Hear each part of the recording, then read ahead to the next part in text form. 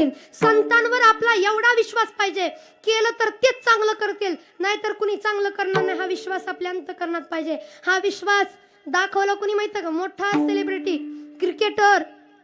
कोण?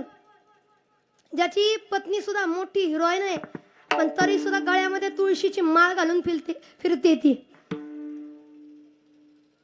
जरा लक्षात येते, पण जरा पुढे आणू वाटेना.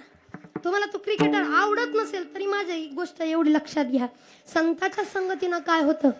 वृंदावनमध्ये वास करणाऱ्या, वृंदावनमध्ये राहणारे प्रेमानंदजी महाराजकडे फक्त एकदा अनुष्का शर्मा आणि विराट कोहली एकदा गेले, फक्त एकदा. त्यांना कळलं की संतांच्या संगतीनं काय होतं, गुरुच्या दर्शनानं काय होतं.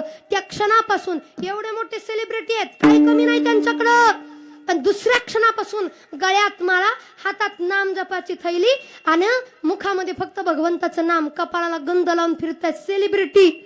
आपण कुठंच काही नाही तरी आपल्याला भजन करू वाटत नाही, माळ जपू वाटत नाही, माळ घालू वाटत नाही, गंध लावू वाटत नाही. आज अनुष्का शर्मा सारखी हिरोईन नाही, पण तरी सुद्धा आता जर पाहिलं तर गळ्यामध्ये मोठी लत तिच्या माळ आहे, देवाची भगवंताची माळ आहे. आज विराट कोहलीच्या सुद्धा गळ्यामध्ये माळ आहे. का हो एवढा बदल का झाला?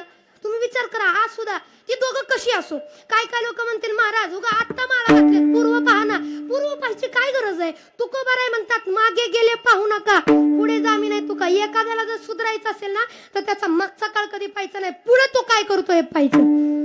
खरंच अभिमान वाटतो कडे, ती दोघं काही करू द्या, पण आता अभिमान वाटतो की हिरोईन असून क्रिकेटर असून सुद्धा दोघं सुद्धा वैष्णव संप्रदायामध्ये आले, दोघांना माळ घातली. मला असं वाटतं तसा बदल करा, जरा बदल करा. हो मोठेवाडी कर, बदल करा, जरा करा.